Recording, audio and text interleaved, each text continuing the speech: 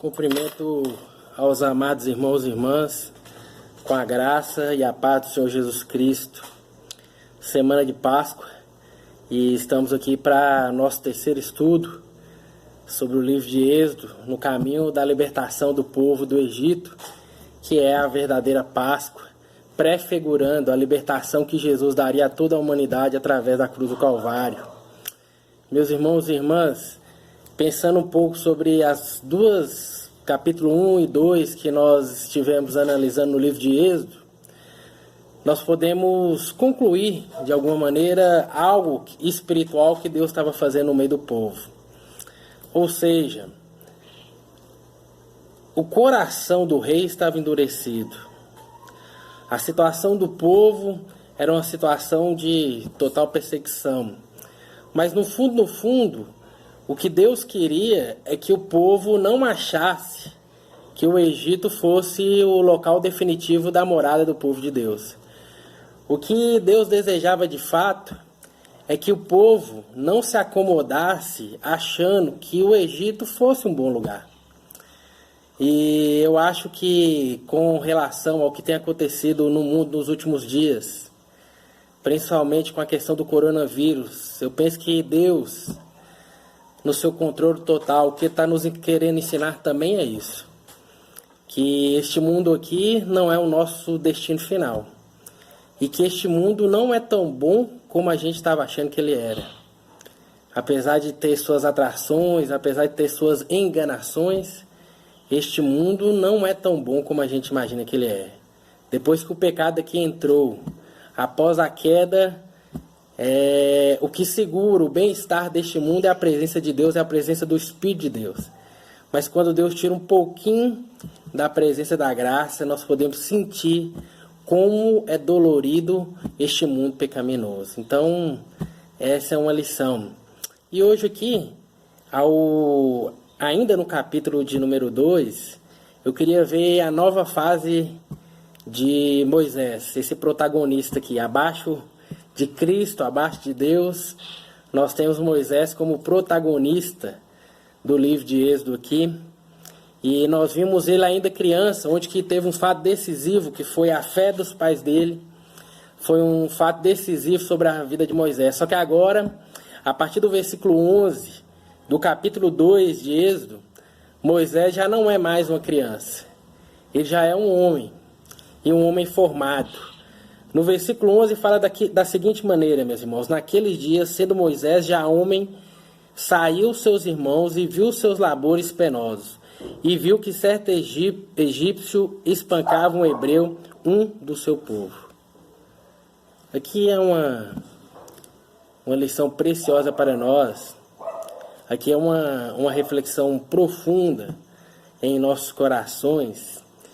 Porque Estevão, aquele que foi martirizado no Novo Testamento, em Atos capítulo 7, ele define que essa idade, já homem feito, era de 40 anos.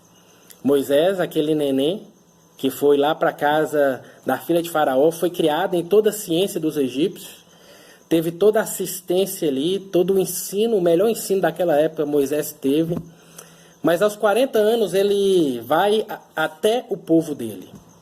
Moisés não esqueceu que ele era povo de Deus, ele não esqueceu a sua identidade hebreia, ele não esqueceu que ele era um israelita. Ele não esqueceu a obra de Deus sobre a vida dele. E ele foi visitar os irmãos. E quando ele chegou ali, havia um fato que era comum, que era corriqueiro.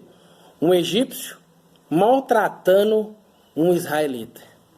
E quando ele viu aquilo, subiu uma ira santa, vamos colocar assim, e ele foi defender o seu co-irmão ali. Ele foi defender o seu irmão. E naquele afã de defender ali, ele acaba matando o egípcio. Ele acaba matando o egípcio. A palavra vai seguir a narrativa e fala que em outro dia tinha dois irmãos hebreus brigando. E Moisés foi tentar separar aquela briga. E eles não aceitaram a intervenção de Moisés, e um deles falou: quem constituiu você juiz entre nós? Quem foi? E Moisés ali sem palavras, ele segue e fala assim: eu sei que você matou aquele egípcio. E ali naquele momento o coração de Moisés ficou temeroso e ficou com medo ali, evidentemente.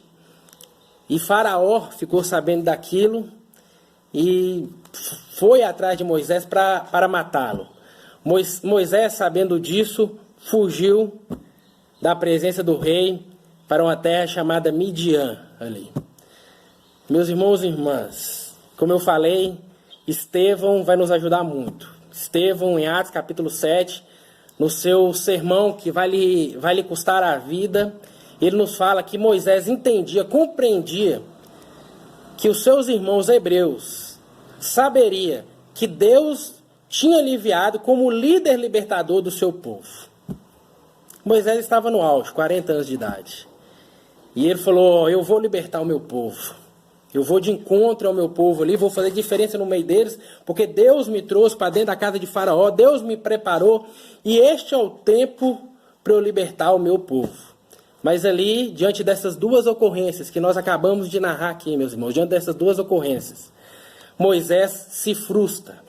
Moisés é obrigado a fugir.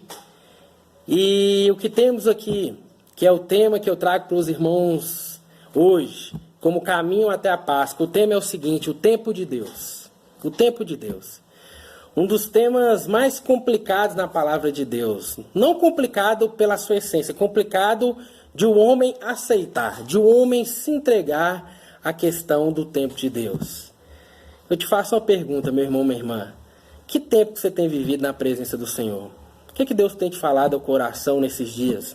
Nós como igreja, nós como humanidade, nós temos vivido um tempo completamente incomum daquilo que estávamos acostumados. Totalmente incomum.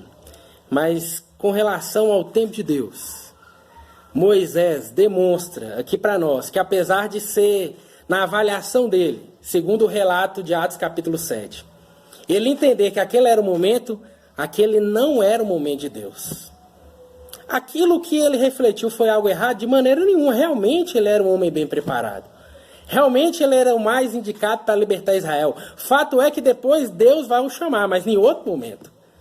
Mas aquele não era o tempo de Deus usar Moisés para libertar o povo dele. Meus queridos, pensando sobre a morte de Jesus, sobre o ministério de Cristo, é interessante que a palavra fala que Jesus veio na plenitude dos tempos.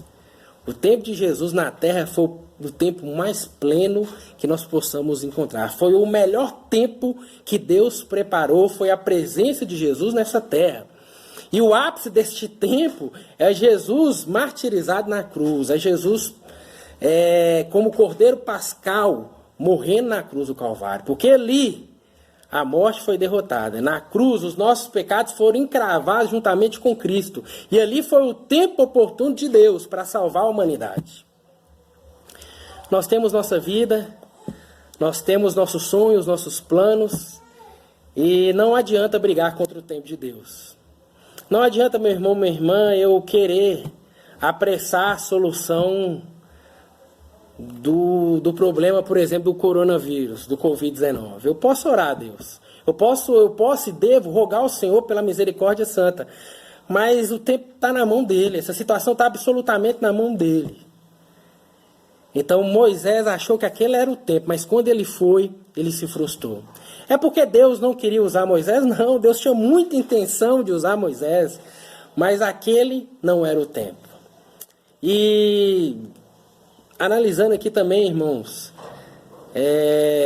nós temos estudado o livro de Hebreus conjuntamente com a igreja, e lá em Hebreus narra que essa decisão de Moisés de ir até o povo dele foi uma decisão de honra. Uma decisão honrada, espiritual. Apesar de não ser o tempo de Deus, de ter saído frustrado daquela situação, mas na verdade ele estava incomodado, porque ele estava no luxo do palácio real, e o povo dele, o povo de Deus, que era o povo dele, estava sofrendo. E ele falou, isso não é justo. E ele foi ter com os seus. E no momento que ele vai fugindo de Faraó, mas que ele vai para a terra de Midian, a interpretação do escritor de Hebreus é que ele preferiu o sofrimento de Cristo. Ele optou pelo sofrimento de Cristo. Então foi uma decisão nobre, espiritual, cheia do Espírito de Deus que Moisés tomou. Mas não era o tempo de Deus. A gente ainda vai ver qual foi o tempo de Deus do chamado do Senhor na vida de Moisés. Mas me marca muito, me impacta muito ver o Senhor mostrando claramente que ele estava sob o controle da situação. Que humanamente falando, aquele era o momento.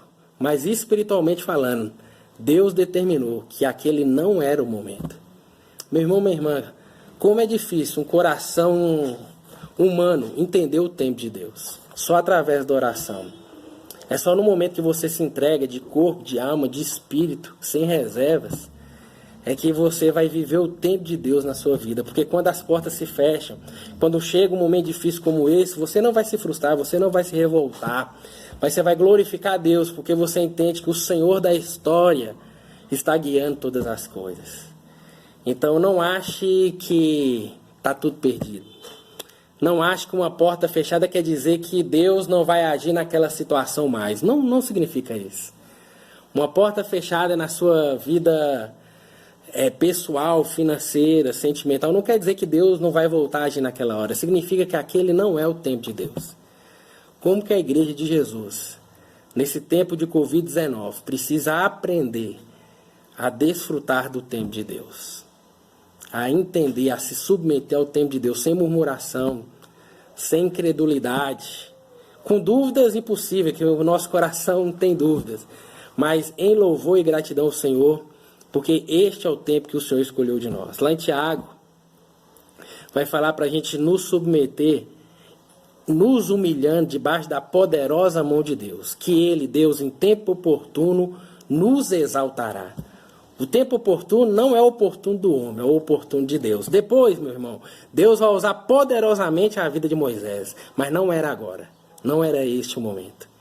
Se deleite no tempo de Deus, adore a Deus por tudo que tem acontecido na sua vida, porque não há nada melhor do que se humilhar diante da poderosa mão de Deus e esperar o manifestar favorável dele na sua vida no tempo oportuno de Deus. Que Jesus te abençoe em nome de Jesus. Deixa eu orar pela sua vida. Pai, nós nos submetemos à tua vontade. Nós entendemos o tempo do Senhor. Não compreendemos, ó Pai, na mente humana, mas o Espírito nos testifica que todas as coisas estão sob teu controle. Que o Senhor não nos deixe desfalecer a fé. Que o Senhor renova a nossa mente. Que o Senhor abençoe a nossa casa, a nossa família. Em nome de Jesus. Amém. Meu irmão, minha irmã, que o poder de Deus, que a graça do Senhor Jesus Cristo, que as consolações, o poder, a unção do Espírito Santo de Deus esteja dentro da tua casa hoje e todo sempre. Amém. Jesus abençoe em nome de Jesus.